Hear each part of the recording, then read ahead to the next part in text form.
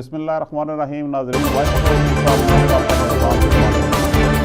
آج ناظرین بہت سے موضوعات ہیں. سب سے پہلا موضوع تو مہنگائی کا ہے کہ عمران خان صاحب آج پرائم منسٹر پاکستان کو بھی یہ کہنا پڑ گیا ہے کہ مہنگائی کے عذاب کو کم کریں. آپ دیکھ لیں کہ اس سے پہلے کبھی ٹماٹر مافیا، کبھی آٹا مافیا اور ابھی چینی مافیا. لگتا ہے پاکستان میں مافیاز کا راج ہے اور ان کو پوچھنے والا کوئی نہیں ہے. عوام جو ہے وہ بہت سی توقعات تھی عمران خان کی گورنمنٹ سے، لیکن وہ پوری ہوتی نظر نہیں آ رہی ہیں. اور آج کا چودھری شجاعت صاحب کا بیان بھی بڑا معنی خیز ہے، جس میں انہوں نے کہا ہے کہ عمران خان کی حکومت کو اتحادیوں سے نہیں، ان کے ساتھیوں سے زیادہ خطرہ ہے. کیا وجہ ہے؟ عمران خان صاحب ہمیشہ یہ کہتے آئے ہیں 92 کی وجہ ورلڈ کپ جیتا تھا تو انہوں نے کہا تھا جی کہ ٹیم جو چننی ہوتی ہے اصل وہی ہوتا ہے. لیکن ہم دیکھتے ہیں کہ ان کی ٹیم میں تحریک انصاف کے جو جالے ورکر ہیں وہ نظر نہیں آتے ہیں ہمیں. عثمان بزدار صاحب نے 6 مہینے پہلے مسلم لیگ نون چھوڑی اور تحریک انصاف جوائن کی، ان کو وزیر اعلیٰ لگا دیا گیا. اسی طرح صوبہ سرحد کے جو وزیر اعلیٰ ہیں ان سے بھی خود انہی کے منسٹر کو شکایات تھیں، جو کہ پرانے ساتھی عاطف خان اور شہرام ترکی کے بعد میں جن کو وزارت سے فارغ کر دیا گیا ہے. اس وقت ایک بحرانی سی کیفیت ہے اور اس سارے سناریوں میں عوام جو ہے وہ مہنگائی کی چکی میں پس رہی ہے. تو جو انٹرنیشنل سیاست ہے اس ٹائم آپ دیکھ لیں کہ انڈیا میں کشمیر پر آج 3 مہینے سے 6 مہینے زیادہ ہو گئے ہیں کرفیو نافذ ہے، اور مسلمانوں پر جو انہوں نے NRC کا جو قانون نافذ کیا ہے، نیشنل رجسٹریشن سرٹیفکیٹ کا، اس سے پورے انڈیا مسلمان سراپا احتجاج ہیں. اور اس کی وجہ یہ ہوئی ہے کہ جو ششی تھرور ان کے بہت بڑے اہم رہنما ہیں ان کو بھی کہنا پڑ گیا ہے کہ قائد اعظم کا جو 2 قومی نظریہ تھا وہ جیت رہا ہے. اور آج وہاں مسلمانوں کا احساس ہو رہا ہے کہ قائد اعظم نے جو اس ٹائم بات کی تھی کہ یہ 2 الگ قومیں ہیں، الگ شناختیں اکٹھے نہیں رہ سکتے، وہ آج ثابت ہو رہی ہے. اور اس کے ساتھ ساتھ جو کرونا وائرس چین میں سے نکلا ہے جس نے پوری دنیا میں تباہی پھیلا دی ہے، اس سلسلے میں حکومت ہماری کیا کر رہی ہے کہ وہاں پر ہزاروں کی تعداد میں ہمارے اسٹوڈنٹ پھنسے ہوئے ہیں، پاکستان کے شہری ہیں جن کو واپس لانے کے لیے کوئی بندوبست نہیں ہے. امریکہ یا باقی گورنمنٹس نے اپنے شہریوں کو وہاں سے نکال لیا ہے، لیکن ہماری گورنمنٹ جو ہے وہ ابھی تک ہمارے جو شہری ہیں اس دن اسٹوڈنٹس نے اپیل بھی کی ہے. ایک طرف تو اوورسیز پاکستانیوں کو آپ کہتے ہیں اوورسیز پاکستانی ہی تھے جنہوں نے عمران خان کی گورنمنٹ کو بنانے میں اہم کردار ادا کیا، کہ جنہوں نے دامے درمے سکھ نے پیسے بھی دیے، ووٹ بھی دیے، اور عمران خان کو آگے لانے میں اوورسیز پاکستانیوں کا بہت بڑا کردار ہے. اس سارے سناریوں میں اوورسیز پاکستانی کہاں کھڑے ہیں؟ کیا اوورسیز پاکستانیوں کے مسائل حل ہو گئے ہیں؟ یہ بہت سارے موضوعات ہیں. ان پر ہمارے ساتھ آج بات کرنے کے لیے ہمارے ساتھ ہیں جناب حاجی شیر عالم صاحب، ویلکم شو جناب حاجی صاحب. اور ان کے ساتھ ہیں جناب جرنلسٹ ہیں، صحافی ہیں، شکیل اسلام صاحب، ویلکم شو جناب شکیل صاحب. حاجی صاحب سب سے پہلے میں آپ کی طرف آؤں گا کہ یہ جو ایک تو مہنگائی کا جو عذاب آیا ہوا پاکستان میں، کہ ایک زرعی ملک ہے پاکستان جہاں پر اس ٹائم نہ آٹا مل رہا نہ چینی، اس کے بارے میں آپ کیا کہتے ہیں؟ اصل بات یہ ہے کہ میرے خیال میں گورنمنٹ کنٹرول سرحدوں پر نہیں کر سکی. آج بھی ٹی وی کی جو رپورٹ میں دیکھ رہا تھا وہ یہ ہے کہ جو کنک وغیرہ کا جو ہے گندم ساری جو ہے یہ چین اور افغانستان میں سمگل کر دی گئی ہے. تو اس صورت میں اس نے اثر پڑنا ہی تھا. مگر یہ ہے کہ یہ اس طرح کا کام کرنے والوں کو گورنمنٹ کو چاہیے کہ سخت قسم کی ان کو سزا دیں. اگر اپنے حکومت کے بیچ میں آدمی ہیں جو ان کو بھی سزا دینی چاہیے. اگر دوسری جماعتوں کے تو ان کو، کیونکہ یہ ملک کے ساتھ بہت بڑی غداری ہوئی ہے. اگر ملک میں جتنی گندم پیدا ہوتی ہے اس سے نصف یا اس سے زیادہ جو ہے وہ اگر دوسرے ملکوں میں اگر اسمگل کر دی جائے تو پھر ظاہر ہے کہ ملک میں یہ حالات پیدا ہو جاتے ہیں اور لوگوں کو تو کھانے کے لیے روٹی تو چاہیے. تو اس صورت میں یہ کافی کچھ فرق پڑا. تو پاکستان کی خاص کر گورنمنٹ کو یہ چاہیے کہ اس پر ایکشن لینا چاہیے تاکہ حالات پر کنٹرول کیا جا سکے. شکیل صاحب آپ کیا کہتے ہیں؟ ایک تو یہ مہنگائی کا جو عذاب آیا ہوا ہے اس ٹائم کہ عوام جو ہے پس رہی ہے، اور آپ کیا سمجھتے ہیں کہ عمران خان سے جو توقعات تھی لوگوں کی وہ پوری ہوئی ہیں یا نہیں ہوئی ہیں؟ کیا وجہ ہے؟ اصل میں دیکھنا تو یہ ہے کہ جب بھی کوئی تبدیلی ہوتی ہے تو وہ ظاہر ہے اس میں بہت سی چیزیں سامنے رکھنی پڑتی ہیں. پاکستان کی بدقسمتی یہ ہے کہ جب بھی کوئی بھی بحران ہوا ہے تو عوام اس میں ملوث ہوتی ہے، اسی کو تکلیف ہوتی ہے. غربت آپ نے دیکھا ہوگا کہ غربت اگر پاکستان میں دیکھی جائے تو سب سے زیادہ غربت ہے. جو غریب لوگ ہیں وہ غریب تر ہیں، جو امیر ہیں امیر تر ہیں. حالیہ حالات ڈپینڈ کرتا ہے. اگر گورنمنٹ کی طرف دیکھا جائے تو وہ کہہ رہے ہیں کہ جو پرانی گورنمنٹ کے جو قرضے تھے، جو حالات تھے، ان کو قابو کرنے کے لیے انہیں یہ کچھ کرنا پڑ رہا ہے. لیکن عوام جو ہے آہستہ آہستہ ان کے دلوں میں یہ ہو رہا ہے کہ اب مہنگائی جو ہے وہ قابو سے باہر ہو چکی ہے. اس میں بہت سے حالات ہیں. اب دیکھنا یہ ہے کہ سیاسی طور پر کیا حالات ہیں. کچھ ہمارے سیاسی امور جو ہیں وہ لندن میں اس وقت ہیں. ظاہر ہے کچھ حکومت کے خلاف ہیں, کچھ حکومت کو کامیاب نہیں دیکھنا چاہتے, اور کچھ حکومت کے لیے بھی بہت سے چیلنجز ہیں جو ان کو کرنا چاہیے. اور سب سے بڑا چیلنج یہ ہے کہ باقی حالات ٹھیک ہوں یا نہ ہوں, جب لوگوں کو گھر میں کھانے کو کچھ نہیں ملے گا تو ظاہر ہے وہ تو احتجاج کریں گے. تو اگر دیکھا جائے تو مہنگائی جو ہے وہ کافی زیادہ ہے. لیکن کیا یہ واقعی مہنگائی ہے یا اس کو عارضی طور پر سیاسی مقاصد حاصل کرنے کے لیے اس کو بڑھایا گیا ہے؟ کیونکہ اگر دیکھا جائے تو اگر حکومت کو دیکھا جائے وہ کہہ رہے ہیں کہ بھائی آٹے کی تو وہی قیمت ہے جو آج سے 10 سال پہلے تھی. تو کیا دیکھنا یہ ہے کہ کیا واقعی یہ صورتحال ہے یا پھر کچھ لوگوں نے سیاسی مقاصد حاصل کرنے کے لیے اس کو کیا ہے. تو دونوں چیزیں جو ہیں وہ ہمیں دیکھنی چاہیے. لیکن چاہے سیاسی مقاصد کچھ بھی ہوں حکومت کا یا اپوزیشن کا, لیکن جو اثر پڑ رہا ہے وہ عوام پر ہے. حاجی صاحب آپ کیا سمجھتے ہیں کہ گورنمنٹ مہنگائی پہ تو قابو پانے میں ناکام ہو چکی؟ جو توقعات تھی جیسے میں نے پہلے کہا ہے, انٹرنیشنل لیول پہ جو صورتحال چل رہی ہے کہ سب سے پہلے جو کشمیر میں کرفیو لگایا انڈیا نے, انہوں نے وہ 370 جو تھا اس کو ختم کیا. اس کے بعد ابھی مسلمانوں پر جو انہوں نے شہریت کا قانون لاگو کر دیا کہ اب مثلا کوئی بندہ 47 سے یا بعد آئے ہیں تو وہ بھی کیسے اپنی ثابت کریں گے نیشنلٹی وہاں پر انڈیا میں, تو اس پر مسلمان سراپا احتجاج ہیں. تو ہماری گورنمنٹ کا اس میں کیا کردار ہے؟ عمران خان صاحب آپ کیا سمجھتے ہیں کہ انٹرنیشنل یا لیول پر بھی کامیاب ہوئے ہیں یا کیا صورتحال چل رہی ہے؟ اصل بات یہ ہے کہ ہندوستان نے ہندوستان کے مسلمانوں کے ساتھ یا وہاں کے جو لوگ ہیں دوسری اقلیتوں کے لوگ ان کے بارے میں جو کچھ کیا ہے اس میں عمران کو تو سب سے پہلے کشمیر کا کرنا چاہیے تھا. اگر وہ کر سکتے حکومت پاکستان کر سکتے تو کشمیر کا ایشو ان کے لیے تھا جو زندگی اور موت کا مسئلہ پاکستان کے لیے بھی, جس کو پاکستان کی عوام کے آج بھی دماغ میں یہی ہے کہ کشمیر پاکستان کی شاہراہ کا 6 مہینے سے زائد عرصہ ہو گیا وہاں پر انہوں نے 370 اور یہ 35 جو انہوں نے ختم کیا ہے, ختم کر ڈالا. وہ اس کے بارے میں سوچنا چاہیے تھا کہ وہ ہے کیا چیز ہے. پہلی بات یہ ہے کہ 99.9 لوگوں کو تو پتہ ہی نہیں کوئی چیز ہے کیا ہے. میری بات سمجھے, اس کے اوپر پاکستان زور اس لیے نہیں دے رہا کیونکہ 257 پاکستان نے خود موو کیا ہوا ہے. اس کی شکل اس کے برابر تھی. گلگت اور بلتستان میں جو کچھ ہوا وہ تو اس کی ایک شکل تھی. تو اس لیے میرے خیال میں گورنمنٹ پاکستان اس کے اوپر زور اس لیے نہیں دے رہی ہے. نہیں یہ بات نہیں ہے کیونکہ وہ تو پورا ہڑپ کر گئے ہیں نا, پورا کشمیر ہڑپ کر گئے ہیں. مانتا ہوں اس چیز کو میں کہ جو بھی انہوں نے موو کیا وہ مہاراجہ ہری سنگھ نے 270 اور 35 جو بنایا تھا, بڑا شطرنج قسم کا وہ آدمی تھا. وہ اپنی آزادی اور خود مختاری کو قائم رکھنے کے لیے اس نے یہ کچھ کیا تھا.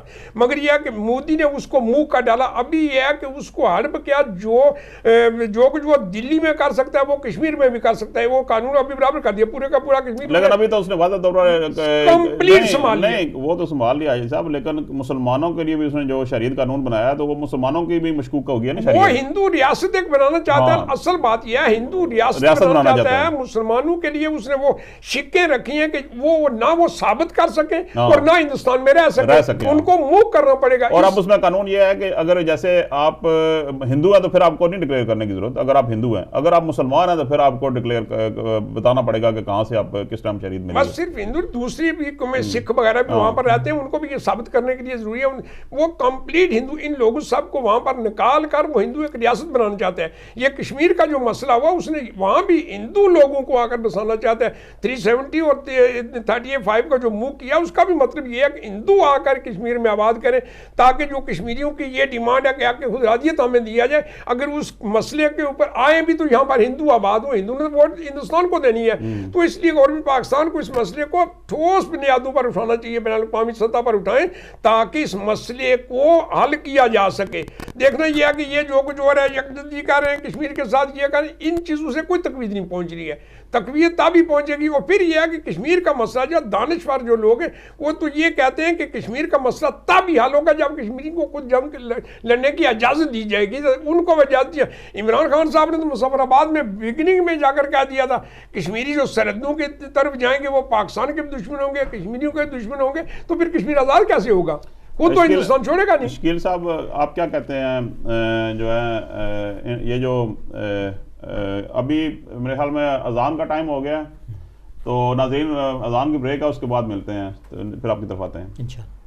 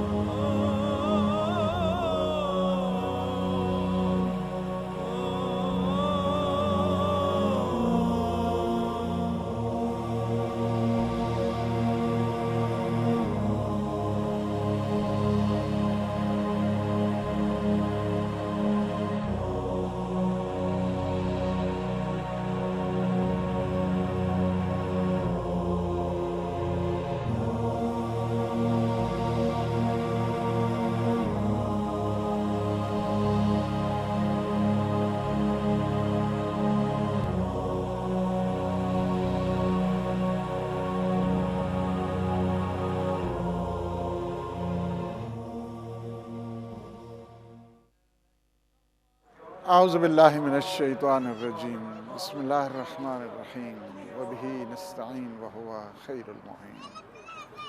اللہم انا نرغب الیک فی دولت کریمہ تعز بها الاسلام واہلہ وتذل بها النفاق واہلہ، وصلی اللہ علی محمد وآلہ الطیبین الطاہرین المعصومین المنتجبین الہداة المہدیین سیم بقیت اللہ فی العالمین، روحی و ارواح العالمین لتراب مقدمہ الفدا۔ آج کی ظاہر ہے کہ بہت ہی اس لحاظ کے ساتھ اہم کہ جمعرات کا دن، جمعہ کا دن، شب جمعہ عبادت کے بھی دن ہے، مناجات کا بھی ہے، مغفرت کا بھی ہے، اپنے اپنے مرحومین کے لیے دعا کا بھی ہے، اور یہاں پہ زینبیون کی بارگاہ اقدس ہے کہ جنہوں نے، میں نے دیکھا کہ ان کی قبروں کے اوپر ایک جملہ جو لکھا ہے، اکثر قبروں پہ یہ نظر آ رہا ہے، اور وہ یہی ہے کہ کلنا عباس کا یا زینب۔ حضرت عباس علیہ السلام، ان کی شان اور بی بی کی وہ عظمت کہ بی بی ہم سارے کے سارے آپ کے عباس بن کر آپ کے اس حرم کو جو ہے وہ دفاع کریں گے۔ حق بنتا ہے شہداء کا، شہداء کی جو فیملیز ہیں ان کے ساتھ ہمدردی کرنے کا۔ بہت بڑی تسکین ہے اور بہت بڑا سکون انسان کو ملتا ہے جب انسان شہداء کی قبور کو اور شہداء کی اس عظمت اور جلالت کو جب ایک انسان دیکھتا ہے.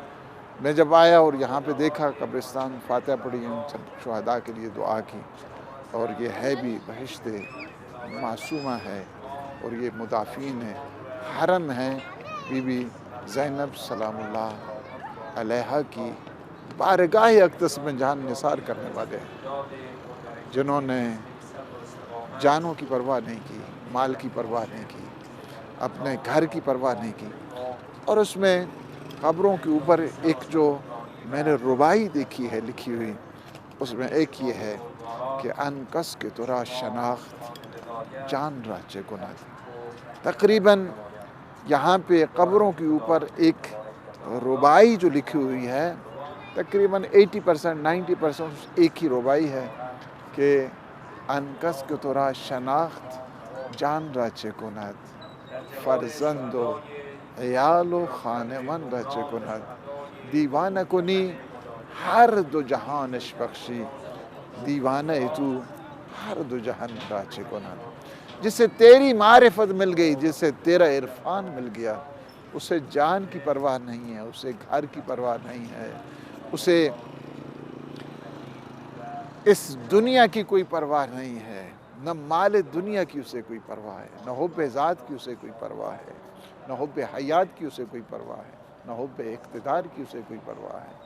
ان کس کے ترا شناخت جان راچے کنات، فرزند و عیال و خانمان راچے کنات، دیوانہ کنی ہر دو جہانش بخشی، دیوانہ تو ہر دو جہان راچے کنات. جو تیرا عاشق بندہ ہے، تیری معرفت سے سرشار ہے، جو تیرے عشق میں اس قدر مستغرق ہے، اسے کیا ہے؟ اسے نہ اس دنیا کی ضرورت ہے نہ اس دنیا کی ضرورت ہے. وہ تو تیری ذات اور تیرے لقاء اور تیرا عشق اور تیری محبت کے سوا کچھ نہیں چاہتا ہے. نہ اسے اس دنیا کی کوئی پرواہ ہے نہ اسے اس دنیا کی. بہت بڑی، جس طرح میں سمجھتا ہوں زندوں کے حقوق ہیں، اسی طرح مرنے کے بعد جو مرحومین ہیں ان کے بھی حقوق ہیں، جو اموات ہیں ان کے بھی حقوق ہیں. ان حقوق میں مرحومین کے جو حقوق ہیں ان میں سے ایک حق یہ ہے کہ ان کی قبروں کی وزٹ کی جائے، ان کے قبروں پہ آیا جائے اور ان کی قبروں پہ آ کے زیارت کی جائے.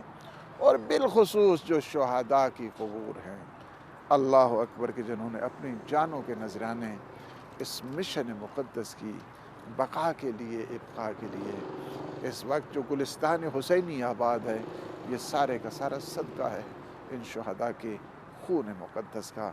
اور یہاں پہ ایک چیز کہ جو حق میں شامل ہے اور حقوق میں شامل ہے مرحومین کے سلسلے میں، اموات کے سلسلے میں، کون سے گھر ہے کہ جس گھر میں مرحومین نہیں ہیں، گزشتگان نہیں ہیں، اس دنیا سے رخصت ہونے والے نہیں ہیں.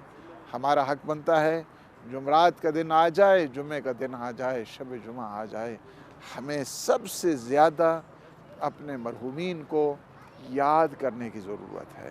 ہم اپنے مرحومین کو یاد کریں، اور اس میں ان حقوق کے ساتھ ساتھ جس طرح آپ ان کے لیے دعا کرتے ہیں، ان کے حق میں مغفرت کرتے ہیں، ان کے لیے قرآن خوانی کرتے ہیں، ان کے لیے استغفار کرتے ہیں، اللہ سبحانہ و تعالیٰ انہیں بھی اجر دیتا ہے. اور آپ نے جو ایفرٹ کی ہے، بالخصوص جو حدیث میں ہے کہ جو آتا ہے ان شہداء کی قبور پہ آ کے وزٹ کرتا ہے، زیارت کیا کرتا ہے، ایک حج کا اللہ سبحانہ و تعالیٰ اسے ثواب عنایت فرماتا ہے.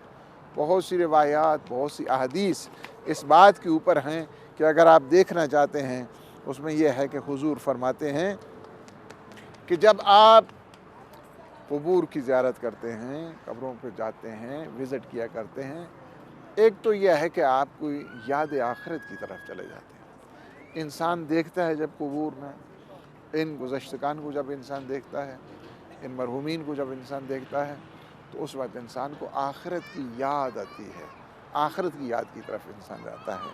اور پھر فرماتے ہیں ما من عبد مؤمن زار قبر مؤمن फ़क़रा इंदहु इन्ना अंज़लनाहु फ़ी लैलतिल क़द्र।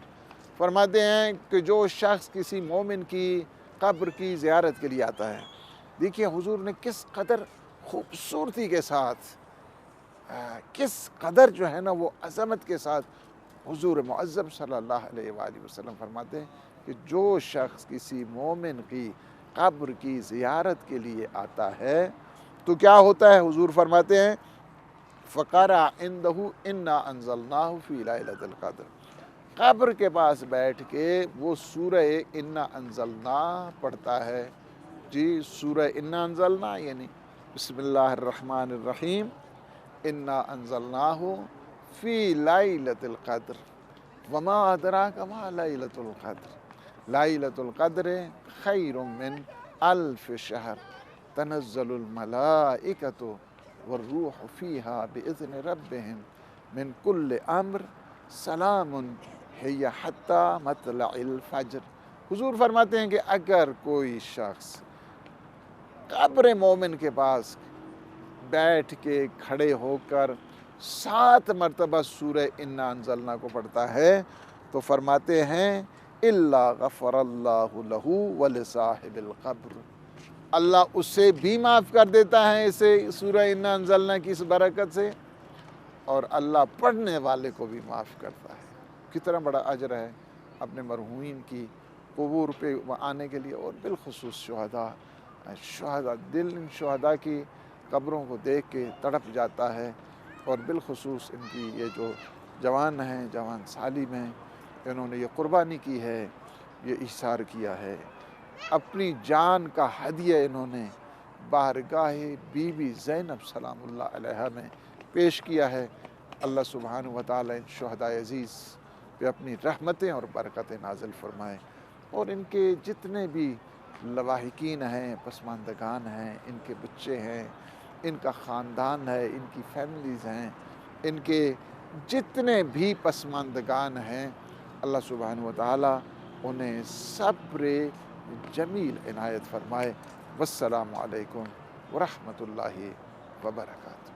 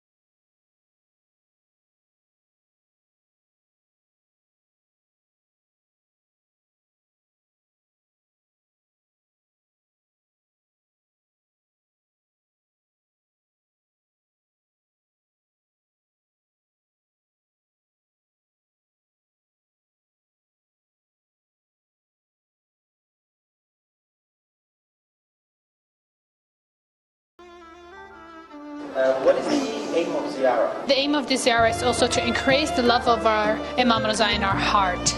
اس لیے کہ ہمارا دین اور ایمان اور ہماری بخشش اور نجات سب کچھ اہل بیت کی محبت پر موقوف ہے. In my opinion, the aim of the ziyarah is to create this connection with Imam Raza alayhi salam. كنا نرجع مثل ما بنقول نحن عايشين بأوروبا ما في معنويات كتير نجي نعبي معنويات. Atmosphere here that I didn't find anywhere else. There is فنحن بألمانيا ما في معنويات كتير، الحياة حياة مادية.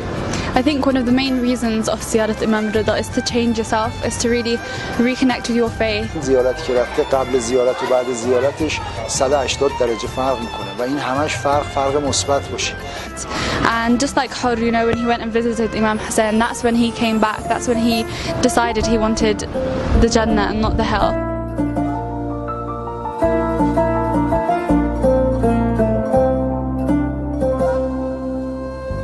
a lot of people when they come to the Zarih or they come to Mashhad, they think that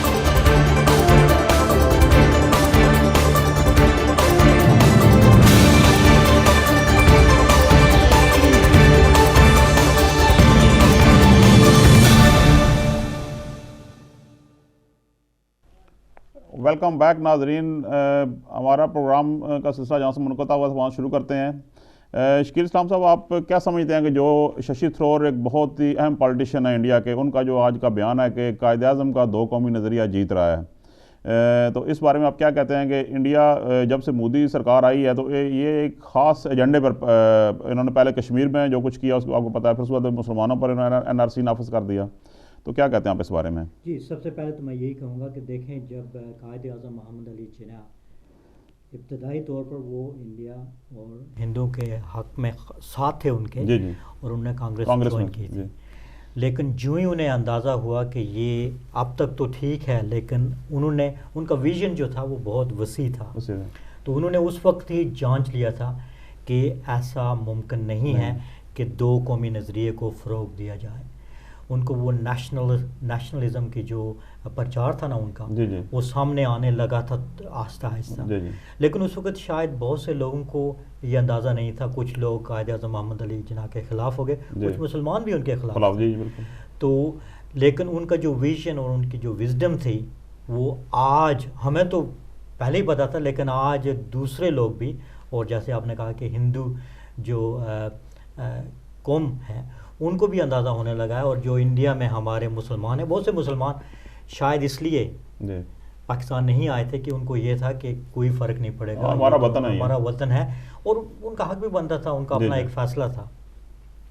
لیکن آہستہ آہستہ، اور جب سے مودی کی گورنمنٹ آئی ہے تو ہم نے دیکھا ہے کہ نیشنلزم، بلکہ اگر آپ دیکھیں تو عالمی سطح پر نیشنلزم کو بہت فروغ ہو رہا ہے. امریکہ کی مثال لے لیں، ٹرمپ جب سے آیا ہے، آپ برطانیہ کی مثال لے لیں، یہ جو بریگزٹ کا ایشو ہے وہ نیشنلزم پہ بیس ہے. اسرائیل کی بات کر رہے ہیں، تو یہ جو ہندو موومنٹ آج کل ہیں وہ صرف اور صرف یہی جو باور کروانا چاہتے ہیں کہ ہندو صرف ہندوؤں کے لیے ہے، وہاں خاص طور پر مسلمانوں کے لیے انہوں نے سارے دروازے بند کر. دیکھیں شکیل صاحب، ایکول تو یہ ہوتا نا کہ NRC نیشنل رجسٹریشن سرٹیفکیٹ، کہ اگر ہندو مسلمان کوئی بھی ہے تو اپنی نیشنلٹی پروو کرے، لیکن ہندو کے لیے کوئی پابندی نہیں ہے، اسے پروو کرنے کی ضرورت نہیں ہے، وہ کہیں سے بھی آیا ہے، لیکن مسلمان کو پروو کرنی پڑتی ہے. تو یہ پھر سیدھی ڈسکرمنیشن ہوئی نا، بہت بڑا ڈسکرمنیشن ہے. اور یہ انڈیا کی جو اپنے آپ کو سب سے بڑی جمہوریت سمجھتے ہیں، اور دنیا کو انہیں باور کروایا کہ ہم سب سے بڑی جمہوریت ہیں، ان کا انہوں نے سارے پرہچے اڑا دیے، ان کا سارا مسمار کر دیا انہوں نے. اور یہ ساری جو گائیڈ لائن ہے وہ اسرائیل کے ساتھ مل کر کر رہے ہیں. ان کو یہی ہے کہ بھائی مسلمان جو ہیں وہ کچھ نہیں کریں گے، اور ہماری بدقسمتی یہ بھی ہے کہ ہم متحد نہیں ہیں، ہم میں وہ اتفاق نہیں ہے جو ہونا چاہیے. اسی لیے اگر فلسطین کی آپ مثال لے لیں تو وہاں پر بھی اسرائیل نے آہستہ آہستہ کرتے کرتے وہ سارا منصوبہ جو ہے وہ قبضہ کر لیا. انڈیا بھی بالکل اسرائیل کے ساتھ مل کر ان کی پالیسی کے ساتھ وہ سارا کچھ کر رہا ہے، اور ان کی یہی اینڈ جو گیم ہے نا وہ یہ ہے کہ پاکستان مسلمانوں کو بالکل نہ صرف اقلیت تو ہم تھے ہی، لیکن ان کو بالکل دیوار کے ساتھ لگا دیں، بلکہ ان کو اسٹیٹ لیس نہیں، جس کو اسٹیٹ لیس کر دیں. کیا کہتے ہیں صاحب آپ جو شکیل صاحب فرما رہے ہیں کہ جو یہ ایک اسرائیلی جو منصوبہ ہے اس کے اوپر عمل پیرا ہیں. جس طریقے پہلے انہوں نے کشمیر پہ کیا, ابھی پھر اس نے NRC کے تحت جو ہے مسلمانوں کو ان کے حقوق سے محروم کر دیا گیا, تو اس کے اوپر کیا کہتے ہیں آپ؟ سر بات یہ ہے کہ جو کچھ آج ہندوستان میں ہو رہا ہے, اسرائیل ساتھ ملا ہوا ہے, اسرائیل اپنے مفادات دیکھ رہا ہے. میری بات سمجھے کہ جی السلام علیکم, کون صاحب کہاں سے؟ وعلیکم السلام. سر جی میرا نام علی ہے, آپ کے مہمانوں کو سننے دیکھنے والوں کو میرے السلام. جی آپ کا ویسے تو جو ٹاپک ہے وہ تو آپ انڈیا کے اوپر بات کریں, لیکن میں کشمیر کے اوپر میں تھوڑی سی بات کرنا چاہتا ہوں کہ بزرگوں نے اس سے پہلے ایک چیز مینشن کی ہے, اور میں نے بھی کافی پہلے ایک پروگرام میں نے چیزیں مینشن کرتا رہا تھا, اور دوسرے بھی میں نے کافی دیکھا. لیکن یہ بات درست ہے کہ اگر کشمیر کی ایک لیڈرشپ جو ایک ڈیلیگیشن بنائی جائے, جیسے مشال ملک ہے یا کچھ اس طرح کے لوگ ہیں, ان کے اندر ایک ڈیلیگیشن بنائی جائے اور انہیں راؤنڈ ورلڈ ٹریول کیا جائے, اور ایک کشمیر کے اوپر ایک ڈاکیومنٹری بنائی جائے جو جتنے بڑے بڑے کیپٹل ہیں یورپ کے یا دوسرے ملکوں کے, ان کے اندر وہ کیپٹل کے اندر وہ ایونٹس کرائے جائیں, وہاں اسکرین پر وہ ڈاکیومنٹری دکھائی جائے, وہ جس طرح کے ظلم و ستم ہو رہے کشمیر کے اوپر, اور وہاں وہ اسپیچز کرائی جائیں. تو اس طرح جو انٹرنیشنل میڈیا اس کو اٹریکٹ کیا جائے, تو یہ ساری چیزیں کرنی چاہیے. میرے خیال میں ایک ڈیلیگیشن ہونی چاہیے اس طرح کی, ایک ڈیلیگیشن بنا کر اس کو راؤنڈ ورلڈ ٹریول کرانا چاہیے. تو اس طرح کے ایونٹ جو ہے وہ ہمارے لوگ ہر ملک میں ہمارے لوگ ہیں, ہر ملک میں ہم سپورٹ کرنے کے لیے جہاں پہنچیں گے اور وہاں جو ہے نا ایونٹ جو آرگنائز بھی کریں گے. تو اس طرح سے یہ چیزیں کرنی چاہیے تاکہ اس چیزوں کو ابھی دیکھیں لیٹلی جو ہے نا یہ کافی اللہ کا شکر ہے کہ چیزیں جو ہے نا وہ ہائی لائٹ ہو رہی ہیں, انٹرنیشنل میڈیا اس کو پک اپ کر رہا ہے. تو یہ جتنا اس کی موومنٹ کو ہم اس کے تھوڑے اوپر جدوجہد کریں گے اور انٹرنیشنلی اس کو ہائی لائٹ کریں گے, تو انٹرنیشنل جو فورم.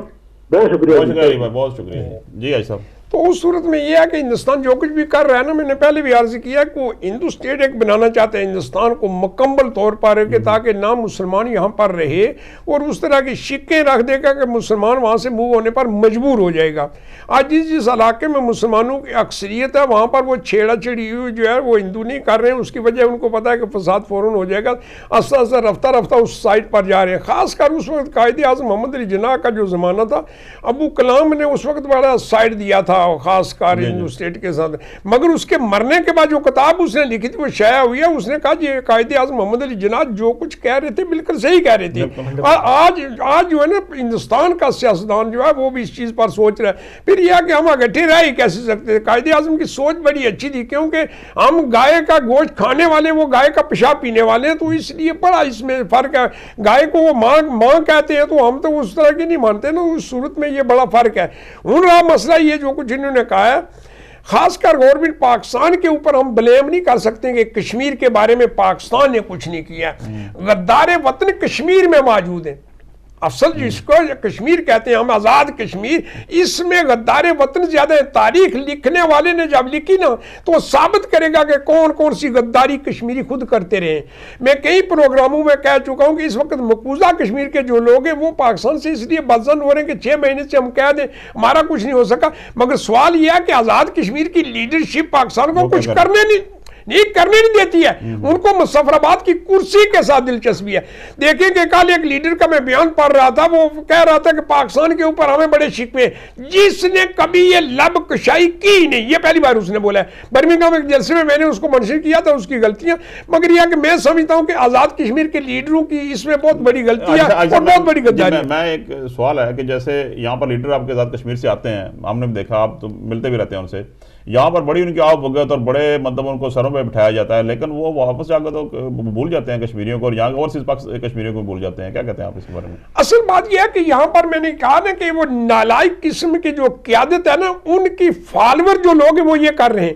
پچھلے دنوں میں نے برمنگھم میں ایک جلسے میں تقریر کرتے ہوئے کچھ کہا, تو ایک وکیل تھا تو اس نے اٹھ کر میری بات کے اوپر कहना इतराज़ किया। हालांकि नालायक नाइल किस्म के जो लोग होते हैं जो कश्मीर के मसले को समझते नहीं, कश्मीर क्या है और हालात क्या है और वाक़यात क्या है, पाकिस्तान का बेनिफिट किस में है। असल याद मेरा तो ईमान यह है कश्मीर की ज़मीन के ऊपर आज दिन तक किसी माँ ने ऐसे बच्चे को जना नहीं जो पाकिस्तान के खिलाफ हो, मगर इसके बावजूद कश्मीर की आज़ादी का जो रास्ता आप बताने वाले लोग हैं ईजी ये रास्ता है, उसमें नालायक किस्म के जो नाइल क़यादत होती है ना वो ये करते हैं। आपने दूसरी जो बात बोली है कि वहां से हमारी लीडरशिप जो आती है, देखिए लीडरशिप जो भी आती है हमें जब भी मौका मिलता है हम कश्मीर के ऊपर बात करते हैं, मगर उनके जो फॉलोअर लोग हैं उनको कश्मीर की तारीख का पता ही नहीं होता है। एक वहां पर बर्मिंघम में मैंने देखा आर्टिकल मेरे खिलाफ लिखा गया था, किसी अखबार में आदमी एक लड़का काम करता था, उससे अगर ये पूछे कश्मीर की हिस्ट्री और तारीख, निहायत ही नालायक और अहम किस्म का आदमी जानता है कुछ नहीं है। तो इसलिए जो लोग इस तरह के नालायक किस्म की फॉलोअर हैं वो जो है काज़े कश्मीर को नुकसान पहुंचा रहे हैं। काज़े कश्मीर को समझने का उसका कानूनी पहलू क्या है, किस तरह उसको तकवीत पहुंच सकती है, ये लोग जानने से जो कासिर है वो क्या करें, और जो जानने वाले हैं वो इस तरह के लालची किस्म के लोग, उनको मुसव्वराबाद की कुर्सी के ऊपर नजर होती है, ना कि कश्मीर की आज़ादी से कोई दिलचस्पी नहीं होती है उनको।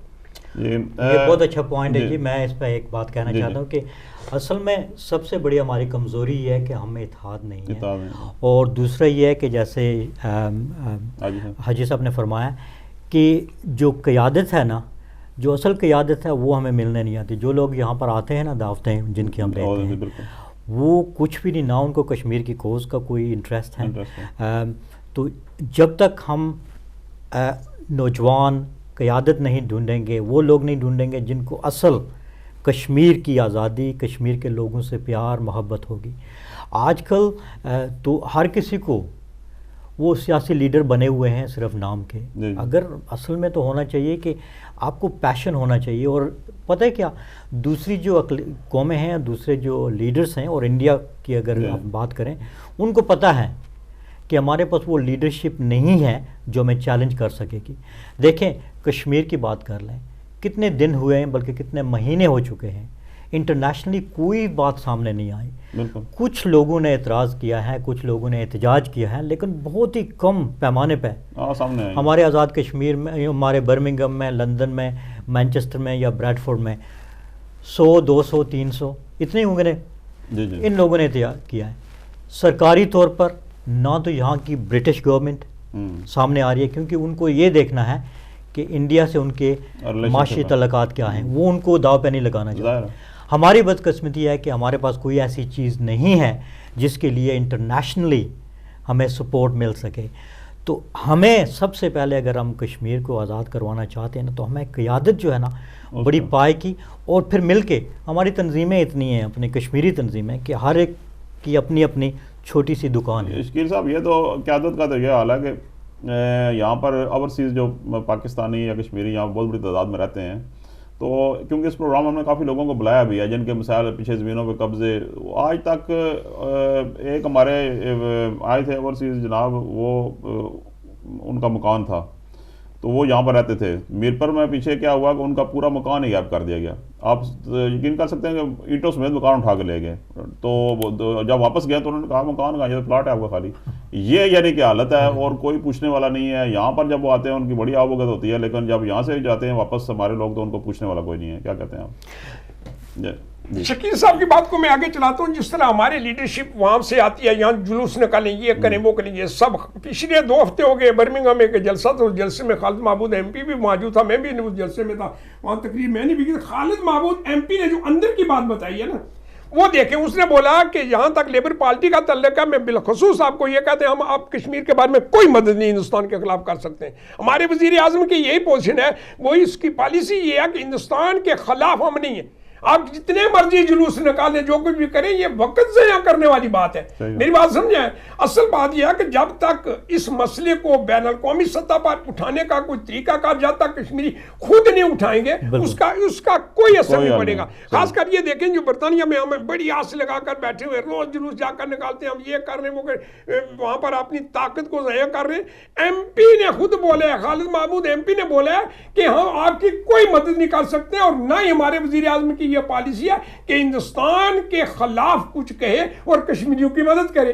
سوال یہ ہے کہ دنیا کی تاریخ پر نظر رکھنی چاہیے کہ دنیا کے جو ملک دوسرے آزاد ہوئے ہیں انہوں نے خود جنگیں لڑی ہیں، اور خود جب تک کشمیریوں کو جنگ لڑنے کی اجازت نہیں دی جائے کہ کشمیر کا مسئلہ وہاں جس طرح 72 سال سے پڑا ہوا ہے پڑا رہے گا، اور خاص کر جو آزاد کشمیر کی لیڈرشپ ہے ان کو کوئی دلچسپی نہیں ہے ان لوگوں کے ساتھ، کوئی دلچسپی نہیں ہے، کیونکہ ان کو دلچسپی اگر ہے تو وہ مظفرآباد کی کرسی کے ساتھ ہے کہ پاکستان میں حکومت کی اس جماعت کی برسر اقتدار آ گئی اور ہم اس جماعت میں شامل ہو جائیں گے، ہماری وہ حکومت بنا ڈالے گا اور کشمیری جائیں جہاں پر جنت میں جاتا ہے۔ جب تک بچہ روئے نہ معبود نہیں دیتی ہے۔ یہ دیکھیں پچھلے دنوں کی بات ہے کہ ہمارے ڈڈیال جو شہر جس میں رہتا ہوں وہاں پر ایک اسپتال بنا ہوا تھا، بہت بڑا اسپتال ہے، تو وہاں پر سرجن ڈاکٹر نہیں تھا، تو میں نے وزیر اعظم صاحب کو ٹیلی فون کیا، میں اس کا بڑا شکریہ ادا ان کا کرتا ہوں، تو انہوں نے بولا کہ ہاں میں سرجن ڈاکٹر تو میں دے دوں گا، مگر آج دن تک تمہارے بغیر تو کسی نے بات ہی نہیں کی کہ ہمیں ڈاکٹر چاہیے۔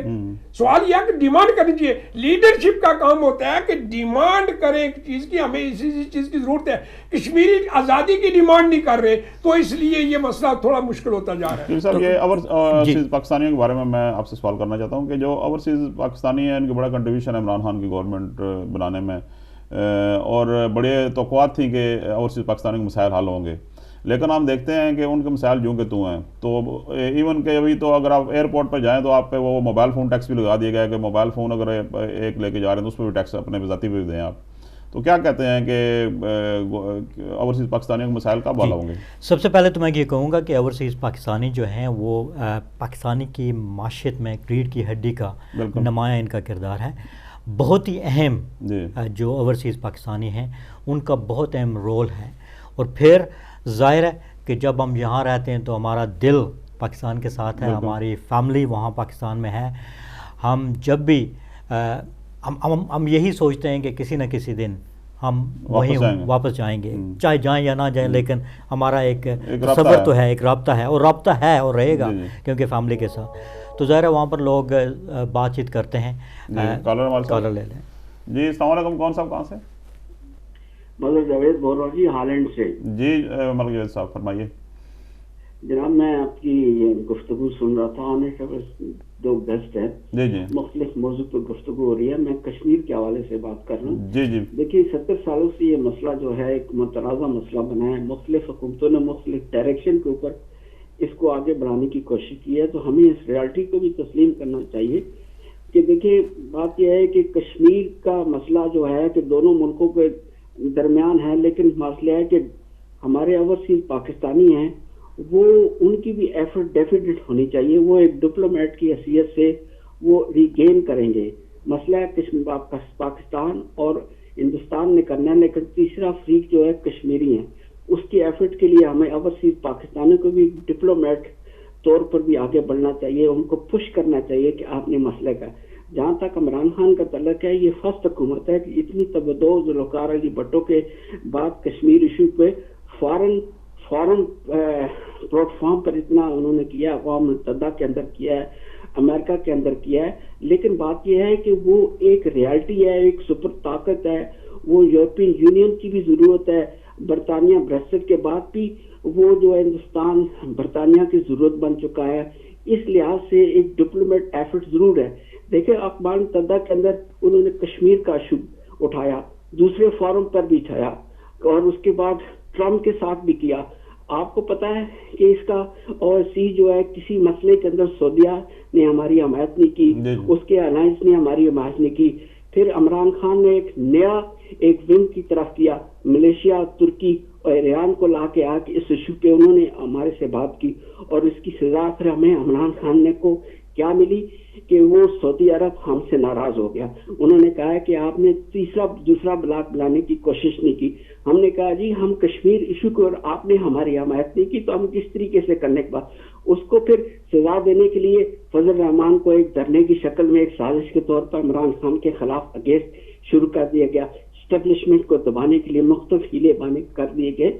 بیچارہ عمران خان آپ فارن اور انٹرنل طور پہ کتنی ایفرٹ کریں، بہت شکریہ۔ داخلی طور پہ بڑے بڑے مسائل کا سامنا کرنا پڑا۔ آپ کا پوائنٹ آ گیا جناب، بہت شکریہ، بہت شکریہ۔ جی شکیل صاحب بات کمپلیٹ۔ جی تو بات ہو رہی تھی کہ اوورسیز پاکستانیوں کے حوالے سے تو بہت سے مسائل ہیں، اور ظاہر ہے یہ مسائل اب کے نہیں ہیں، یہ بڑے عرصے سے شروع سے ہی چلتے ہیں، زمینوں پہ قبضے ہو گئے، زمینوں پہ قبضے ہو رہے. ابھی آپ کو مثال دیتا ہوں، بلیک برن میں ہمارے 29 سالہ ایک نوجوان تھے، جیلم میں پاکستان میں گئے، زمینوں کو کوئی بات نہیں تھی لیکن ان کو قتل کر دیا گیا.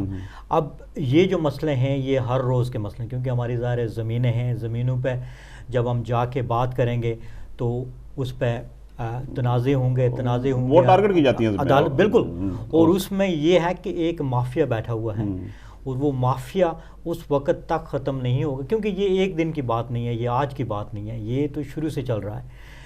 ہماری کوشش تھی، ہماری امید تھی، اور لوگوں کی بہت سی امید تھی کہ عمران خان آئیں گے، تبدیلی آئے گی، بہت سی چیزیں بدلیں گی، لیکن نظام تو اتنی جلدی نہیں بدلتا. وہ جو کرپٹ لوگ ہیں ان کی تو یہی کوشش ہوگی کہ اس نظام کو زیادہ بگاڑا جائے، ریزسٹ کر رہے ہیں. تو لیکن اس کا جو نقصان ہو رہا ہے وہ یہ ہو رہا ہے کہ ہماری جو نئی نسل ہے وہ اب اس بات کو سوچنے پہ مجبور ہو رہی ہے کہ ہم پاکستان سے کتنا اپنا رابطہ جوڑیں، وہاں پر زمینوں کا کچھ کریں یا نہ کریں. حالانکہ اگر دیکھا جائے انویسٹمنٹ کے لحاظ سے پاکستان میں یہ اپرچونٹی ہے ہم جیسے لوگوں کے لیے کہ اگر ہم وہاں پر کچھ انویسٹ کرنا چاہیں تو اس سے بڑی اپرچونٹی کیا ہو سکتی ہے. لیکن ڈر یہ ہے کہ کل ہماری زمین پہ کوئی قبضہ کر لے گا. اور اس میں یہ ہے کہ مافیا، اگر کبھی کبھی تو یہ ہوتا ہے نا کہ ایک آدمی ملا ہوتا ہے اس سے آپ ڈیل کر سکتے ہیں، ایک سرکاری کوئی بندہ ہوتا ہے، یہاں پر تو یہ ایک پوری کتار کے کتار، اور کس کو آپ کریں گے. بالکل. جی السلام علیکم. کون صاحب؟ جی السلام جناب احمد صاحب، کیا حال ہے؟ ٹھیک ہو؟ مہربانی، شکریہ. عائشہ صاحب کو السلام علیکم. جرمنی سے. جی جی. آپ نے انتخاب یورپ کے بعد، انگلینڈ کے بعد میں کوئی لفٹ نہیں کرائی، آج آئے ہیں بہت دیر کے بعد. جی کافی چھٹیاں رہی ہیں درمیان میں، وہ الیکشن میں بزی تھا تھوڑا سا جیسے. تو الیکشن کا کیا بڑا مبارک ہو، اللہ تعالیٰ کامیاب کرے آپ. بس الیکشن تو کوئی نہیں، خیر ہار گئے، لیکن چلیں یہ کوئی مسئلہ نہیں ہے. Try again. جی جی. میں ایک ابھی قرآن کریم کی آج سورت جو پی ٹی وی سے تلاوت ہو رہی تھی، 12واں سپارہ تھا، سورت ہود تھا، اور حضرت یوسف کا آگے ذکر شروع ہوتا ہے، اگلی یوسف سورت شروع ہو گئی. جو ترجمہ تھا سورت ہود کا آخری، حضرت لوط کا ذکر ملتا، حضرت شعیب کا ناف توڑ میں بے ایمانی دھوکا، حضرت لوط کا جو تھا وہ برائیاں جو تھی قوم کرتی، یہ سارا کچھ سن رہا تھا تو دل خون کے آنسر ہوتا ہے کہ میرے ملک میں آپ دیکھیں کہ یہ جو ٹڈی دل کا عذاب، یہ زلزلوں کا، یہ سیلاب کا، اور یہ اوپر سے یہ ہمارے جو حکمران بدعنوان ہیں، اور یہ جو کشمیر جو آج تک آزاد نہیں ہوا، یہ ہمارے جو قسمتی یہ ہے کہ ان لوگوں نے وہاں پہ مولانا فضل مان کو لگانے کا کیا تک بنتا تھا. کوئی ایک بھی تقریر کی ہو، یا وہ کوئی انگلش جانتے ہو یا یو این او میں کسی پارٹی سے میرا تعلق نہیں، لیکن مجھے افسوس ہے کہ آج تک جو کچھ ہم نے اپنے پاؤں کے اوپر خود کلہاڑی ماری مسلمانوں کا، کوئی پازیٹیو نہیں ہے کہ 56 ممالک ہیں اور OIC ہے. کبھی کسی نے کسی فورم پر کبھی کوئی جو مشکلات میں گرے ہوئے ہیں کوئی چیز کی ہے، لیکن قرآن کریم اللہ اور اللہ کے رسول کی طرف کسی کی توجہ نہیں جاتی. یہ جو کرونا وائرس کا آنا، یہ چیزیں جو آ رہی ہیں، یہ خدا تعالیٰ کا عذاب ہے. اس مدین کا شہر کا ذکر ہے کہ پھر اللہ تعالیٰ نے پتھروں کی بارش کی وہاں پہ. تو یہ چیزیں جو ہو رہی ہیں اس طرح توجہ ہونے چاہیے اور توبہ کی طرف آنا چاہیے. دن برے آئے اکٹھے ہو گئے کہتو وبا، اب تلک توبہ نہیں، اب دیکھیے انجام کار. خدا حافظ. ماشاءاللہ، خدا حافظ جناب. جی عاجز صاحب کیا کہتے ہیں آپ، اور دوسرا اوورسیز پاکستانیوں کے کیا سمجھتے ہیں کہ مسائل کبھی حل ہوں گے؟ اصل بات یہ ہے کہ اس وقت جس حالات میں پاکستان گزر رہا ہے نا، جی جی، اس کے اوپر اگر بین الاقوامی طور پر نظر ڈالی جائے تو پاکستان دنیا میں اسلامی وہ ملک ہے جس کے اوپر غیر مسلم جتنی بھی طاقتیں ہیں اس کے اوپر ان کی نظر ہے، تاکہ کسی طرح سے پاکستان کو ختم کیا جائے. عمران کے بارے میں کئی بار ہم بھی سوچتے ہیں کہ یہ کیوں نہیں اعلان جنگ کر دیتا ہندوستان کے خلاف. یہ ایٹمی بم وغیرہ جو بنائے ہوئے میزائل وغیرہ چاٹنے کے لیے تو نہیں ہے، یہ تو ہم نے تو بنائے ہوئے ہی ہندوستان کے لیے، اس میں کوئی شک ڈاؤٹ والی بات نہیں ہے. مگر یہ کہ اس وقت نہ استعمال کرنے کی بھی بہت سی وجوہات ہیں کہ اس کی وجہ یہ ہے کہ پاکستان کے اوپر جو دوسری بڑی طاقتیں ہیں جو پاکستان کو ایٹمی طاقت نہیں دیکھنا چاہتی ہیں، ان کی نظر پاکستان کے اوپر کسی طرح سے اس کو ختم کر دیا جائے. پھر رہا مسئلہ UN میں جو مسئلہ ہے، جہاں تک ہے کہ عمران خان نے جو کچھ تقریر وہاں پر کی مگر اس کا اثر نہیں لیا گیا. جیسا جیسا کہ عراق میں لیا گیا تھا, جیسا کہ افغانستان میں لیا گیا تھا, اس کی بھی بیک گراؤنڈ جو بات ہے جو ہمارے لوگوں کے ذہن میں نہیں ہے. جو شملہ معاہدے میں بھٹو صاحب نے یہ طے کر لیا تھا کہ یونو میں اس مسئلے کا فیصلہ وہ نہیں کریں گے, ہندوستان اور پاکستان بیٹھ کر کریں گے اس دونوں کا مسئلہ. تو ہندوستان بیٹھنے کے لیے تیار نہیں ہے. وجہ اس کی یہ ہے کہ ہندوستان کے ذہن میں یہ بھی بات تھی جو ابھی اس نے کی ہے. دوسرا اس کے ذہن میں یہ بات تھی کہ اگر کشمیر کے مسئلے پر پاکستان کے ساتھ بیٹھ کر بات کی تو بات تو یہاں پر ختم ہو گئی. کشمیریوں کو آ کے خود ارادیت استعمال کرنے کا موقع دیا جائے. اگر ان کو یہ موقع دیا جائے تو ہندوستان کے ساتھ وہ رہیں گے نہیں. تو اس نے آخر وہ پالیسی اختیار کر لیا جو کچھ اس نے کرنا تھا. رہا مسئلہ یہ کہ پاکستان کے اوپر اس لیے ہم زیادہ بلیم نہیں کرتے ہیں کہ کیونکہ پاکستان کی سلامتی بھی ہمیں عزیز ہے ہر لحاظ سے, کہ اس لحاظ سے پاکستان اگر سلامت رہا تو کشمیر کی آزادی کا بھی مسئلہ ہے. تو کشمیر کی آزادی کے جو پہلو ہیں وہ اس کے اوپر بتاتے ہیں ہم کہ یہ طریقہ اگر کیا جائے کشمیریوں کو یہ خود کیس لڑنا چاہیے اس طرح کے, تاکہ پاکستان بھی سیف سائڈ پر رہے, تاکہ دنیا کو پاکستان بتا سکے یہ کشمیری خود کر رہے ہیں جو کوئی کر رہے ہیں, تاکہ پاکستان بھی اس میں انوالو نہ ہو. ایک طریقہ کار ہے پاکستان کو بچانا بھی ہے اور کشمیر کی آزادی بھی ہمیں عزیز ہے. تو اس صورت میں بہت سی ایسی باتیں. اور رہا مسئلہ یہ کہ یہ جو فارن لوگ ہم یہاں پر رہتے ہیں ان کے بارے میں ممکن ہے کہ کچھ کریں. آورسی کمیشن ایک بنا تھا, اس کے بارے میں نے سنا تھا, اخباروں میں پڑھتے رہے, ٹی وی پر دیکھ رہے, مگر اس کا رزلٹ زیرو تھا. ابھی آزاد کشمیر حکومت نے بھی بنایا ہے جو رزلٹ زیرو ہے. میں نے سنا ہے کہ پچھلے 2 ہفتے ہو گئے کہ وہ جو آورسی کمیشن بنایا تھا اس کے پاس اختیارات بالکل نہیں تھے, تو اس نے بھی ریزائن دے دیا ہے. جب تک حکومت خود نہ اس کے اوپر توجہ دے گی تو آورسی لوگوں کے مسائل جو ہیں وہ حل ہونے ناممکن ہیں. شکیل صاحب, آپ ڈاکٹر صاحب پروگرام بھی کرتے رہتے ہیں. یہ جو کرونا وائرس آیا ہوا ہے تو آپ کو پتا ہے کہ 400 اسٹوڈنٹ تو صرف ووہان سٹی میں ہے, اس کے علاوہ ہزاروں پاکستانی وہاں پھنسے ہوئے ہیں. تو ان کو واپس نہ لانے کی وجہ کیا, آپ کیا سمجھتے ہیں, اس میں کیا مسائل اور یہ اس پر میں بالکل. سب سے پہلے تو میں یہ آپ کو بتا دوں کہ کرونا وائرس جیسے ہم نے پچھلے کئی سال پہلے برڈ فلو کے بارے میں سنا تھا, پھر سوائن فلو کچھ سال پہلے کی بات تھی. تو یہ ہوتا ہے کہ وقتاً فوقتاً کئی سالوں میں ہمیں کچھ نہ کچھ یہ جانوروں سے چلنے والی ایک بیماری, اس کو فلو ٹائپ ہوتی ہے, اس سے کھانسی, زکام, نزلہ, اس قسم کی چیزیں ہوتی ہیں.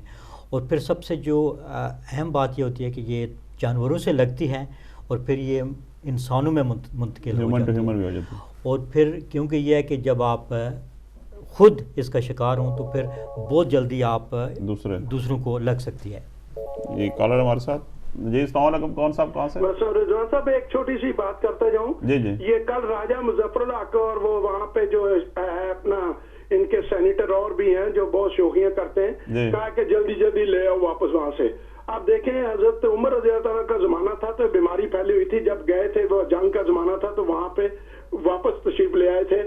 کہ یہ اسلام میں بھی اور حدیث نبوی سے ملتا ہے کہ اگر بیماری ہو تو وہاں کا کیئر کرنی چاہیے وہ چیزیں. اگر وہ یہ کہتے ہیں کہ لے آؤ, ان نلائقوں کی یہ حالت ہے کہ جب یہ ہارا تھا ادھر سے ضیاء الحق کے زمانے میں تو یہ اس کو جناب ضیاء الحق نے ایمبیسڈر بنا کے مصر کا بھیج دیا راجہ ظفر اللہ کو. یہ نلائقوں کی نلائقیاں پہلے چھپانے کو ملتی نہیں ہیں, نئی سے نئی نلائقی کر رہے ہیں وہاں پہ. اگر لے آئیں گے, اگر بیماری پھیل گئی تو پاکستان میں کیا ہے کوئی انتظامات اگر اس کو کنٹرول کرنے کا؟ ان کو جب ایک طریقہ انہوں نے بتایا ہے کہ یہ رول ریگولیشن چائنا بھی مان گیا 2 ہفتے کے لیے, تو ایسے سیف ہونا چاہیے سب کے لیے. یہ میرا پوائنٹ ہے. میں بہت شکریہ, بہت بہت شکریہ جی. ماشاء اللہ انہوں نے بڑے اچھے طریقے سے اس کا جواب دے دیا. یہ اصل میں آپ جو ورلڈ ہیلتھ آرگنائزیشن ہے نا, جو پوری دنیا کی سب سے بڑی تنظیم ہے, اس نے اس کو ایک ایمرجنسی ڈکلیئر کر دیا ہے. اس کا مطلب یہ ہے کہ اب یہ جو ہے عالمی سطح پر ایک بہت بڑی ایشو ہے. اب مسئلہ یہ ہوگا کہ جو بھی چائنا سے چاہے سفر کر کے یہاں سے گزرا ہو, گیا ہو, کسی سے ملا ہو, وہ اگر واپس جس ملک میں بھی جائے گا تو ہو سکتا ہے کہ اس کی وجہ سے یہ بیماری پھر پھیلنے لگے. اب ڈیپینڈ کرتا ہے کہ آپ کے لنک کتنے ہیں, کس کے ساتھ ہیں. تو ان اے وے یہ تو اب چائنیز حکومت اور عالمی سطح پر یہ جب تک اس کو وہ کلیئر نہیں کر لیتے اس وقت تک وہ شاید رکھیں. اور یہ ایک لحاظ سے ٹھیک بات بھی ہے. ظاہر ہے ہر حکومت کی یہ خواہش ہوتی ہے کہ جو بھی ان کے متاثرہ لوگ ہیں, پھنسے ہوئے ہیں, ان کو نکالیں. جیسے ایمرجنسی کے حال میں اگر زلزلہ ہو یا کوئی ایسی بات ہو تو پھر تو ان کو وہاں سے لانا بن جاتا ہے. لیکن اس بیماری کی حالت میں میرے خیال میں ہمیں تھوڑا سا دیکھنا پڑے گا کہ وہاں کی صورتحال کیا ہے, کیونکہ نتیجہ یہ نکل سکتا ہے کہ 1 یا 2 بندے یا پورا اگر جہاز آئے تو وہ جہاں کہیں بھی جائیں گے, جس سے ملیں گے, تو اس سے یہ بیماری پھیل سکتی ہے. برطانیہ میں اب تک 2 کیسز آئے ہیں اور اس کی وجہ سے انہوں نے پورا ایک نیا ایک پورا ہاسپٹل جو ہے نا وہ بالکل ان کے لیے مختص کر دیا ہے. کوئی کسی کو اس کے ملنے کی اجازت نہیں ہے, کوئی اس کو دیکھ نہیں سکتا. جو ڈاکٹر یا ہاسپٹل کا سٹاف اس کو ملنے جاتا ہے وہ پورا کور ہوتا ہے, اس نے پورے وہ پہنے ہوتے ہیں. تو یہ بڑی احتیاط کی ضرورت ہوتی ہے. اس وقت عمران کو اور پاکستان کو بدنام کرنے کا بہترین طریقہ ہے, وہاں پر ہمارے اسٹوڈنٹ پھنسے ہوئے ہیں, ان کو لاؤ, یہ کرو وہ کرو. دیکھیں انہوں نے اسلامی بھی دلیل دی ہے کہ اسلام بھی اس چیز کی اجازت نہیں دیتا. نمبر 1.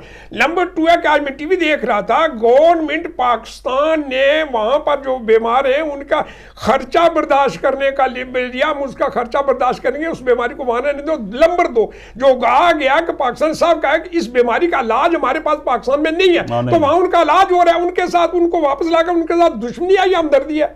یہ تو پاکستان کو اور گورنمنٹ پاکستان کو اور عمران کو بدنام کرنے کا ایک طریقہ کار انہوں نے اپنایا ہوا ہے. جس طرح کے کسی کو نقصان ہوتا تو ہوتا رہے, سینسیبل پاک. اصل ہے کہ سب سے پہلے ہمیں یہ سوچنا چاہیے کہ پاکستان کی بہتری کس میں ہے.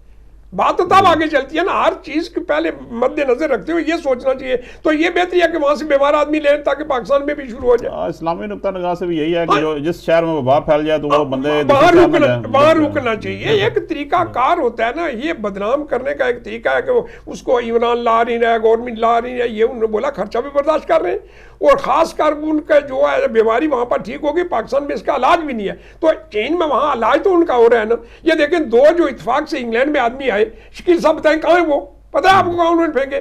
گلاسگو سے بھی آگے جا کر انہوں نے آئرلینڈ میں جا کر پھینکے, وہاں پر الگ رکھے ہوئے, اس ملک سے بھی نکال کر سائڈ پر کر دیے. تو ہمارے ملک میں بولتے ہیں فوراً لے آؤ جہاں پر جس ملک میں علاج ہی نہیں ہے, اور یہاں تو 2 آئے بھی ہیں, ان کا علاج تو ہو رہا ہے نا کم از کم. صاحب ویسے اوورسیز پاکستانیوں کا مثال گال کیا, آخری منٹ رہ گئے ہیں, آپ بتائیں. اصل بات یہ ہے اوورسیز پاکستانیوں کا مسائل جو ہے اگر حل کرنے پر آئیں تو بہترین حل اس کا نکل آتا ہے جب کام کرنے والا کوئی آدمی ہو.